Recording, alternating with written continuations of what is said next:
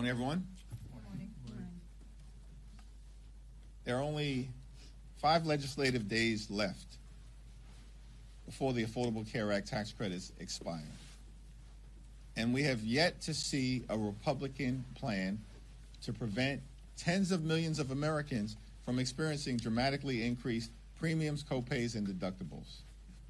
We know that premium increases, in some cases, will be $1,000 or $2,000 per month.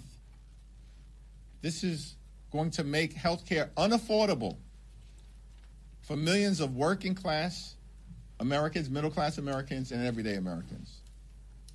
And yet Republicans are continuing to bury their heads in the sand, completely and totally uninterested in finding common ground to make life better for the American people, in this instance, by extending the Affordable Care Act tax credits.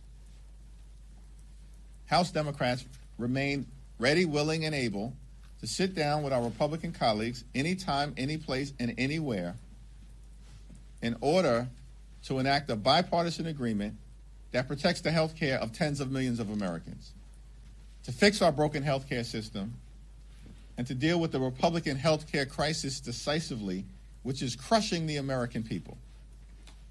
But Republicans continue to pursue a my way or the highway approach, which has gotten them nowhere this year, and it's consistently hurt the American people.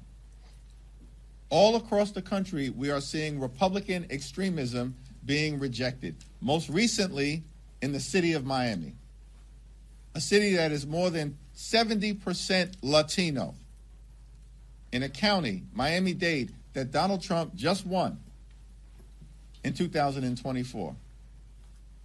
And a year later, a Democrat was elected as mayor of Miami for the first time in nearly 3 decades by 20 points.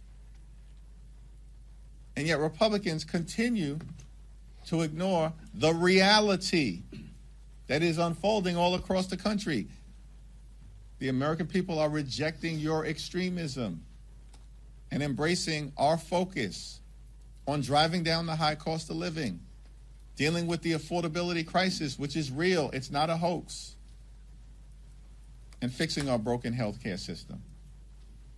And at this point, all we need are 4 Republicans in the House. There are 220 of you. All we need are 4 Republicans to partner with us. Let's find a path forward, and we can extend the Affordable Care Act tax credits. Questions? Mr. Leader. Good morning. Thank you. Democrats obviously pushed for the extension of these subsidies during the shutdown. You had the group of Democrats in the Senate who said, give us a vote on health care, we'll reopen the government. Still no solution. Were all of those tactics working? Donald Trump and Republicans control the House, the Senate, and the presidency. They made the decision to shut the government down because they rather shut the government down than extend the Affordable Care Act tax credits. That's not simply my perspective. That's the perspective of the American people, who consistently have held Republicans responsible correctly for the government shutdown. So that's not a question for me to answer. That's a question for Republicans to answer. Why did they shut the government down? We've raised the issue of the Affordable Care Act tax credits, and by the way, the overwhelming majority of the American people are with us. That's not just Democrats and independents. Overwhelmingly, that's a majority of Republicans who believe that the Affordable Care Act tax credits should be extended. 5 legislative days left before tens of millions of people experience dramatically increased health care premiums. Why have we still not seen a plan from Mike Johnson? He's been promising a health care plan for months.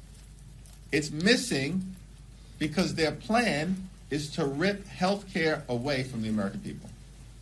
Leader Jeffries. There's talk of allowing a floor vote on this Fitzpatrick-Swayze Golden plan. Does that potentially give you guys an opening to get this done this year? Is there any hope here from that?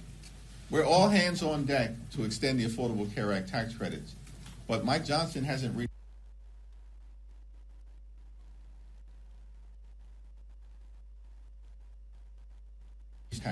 would suggest to me that Mike Johnson is not serious about protecting the health care of the American people. The Indiana Senate stopped President Donald Trump's redistricting push in the state. Given that development, are Democrats still full speed ahead on redistricting, or should you guys consider a more reserved approach right now? Donald Trump launched this unprecedented effort to gerrymander congressional maps all across the country as part of his scheme to rig the midterm elections. There were many skeptics and critics out there who argued that our efforts to take back the House was doomed because of some master plan that Donald Trump concocted that apparently as Democrats we were just supposed to unilaterally disarm, roll over and play dead, and allow Republicans to steal the midterm elections. We said from the very beginning, that ain't happening. And now it's obvious to everyone. Beginning, of course, with the dramatic actions taken initially by Texas Democrats to use every tool available to them to either block the Texas scheme to rip 5 seats away from us, or elevate the issue so that the American people know across the country what Republicans are up to. And beginning in California, we have responded decisively. And the reality of the situation is that Republicans may have started this redistricting battle. We, as Democrats, plan to finish it.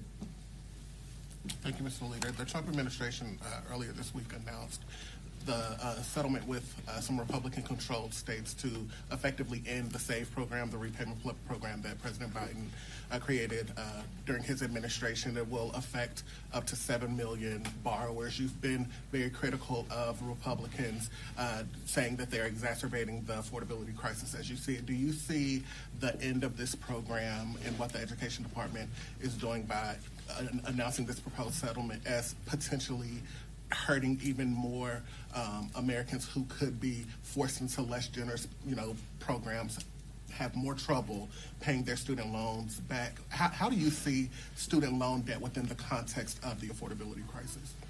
Well, the Trump administration has launched an all-out assault on public education in America. They have destroyed the Department of Education in real time, and they're going after hardworking American students, including college students, who are just simply trying to experience the American dream, an American dream that is increasingly out of reach for far too many hardworking American taxpayers. And the American people know it. And the American people also know that Donald Trump's administration and Republican policies have been a complete and total disaster.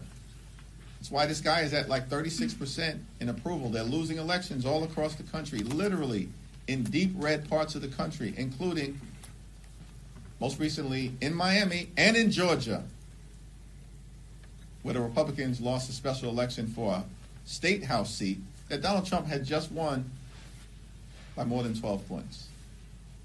And so, from our vantage point, listen, we want to work with anyone to find the common ground to actually solve the problems that the American people want us to solve. And that's lowering the high cost of living and fixing our broken health care system while cleaning up corruption at the same period of time.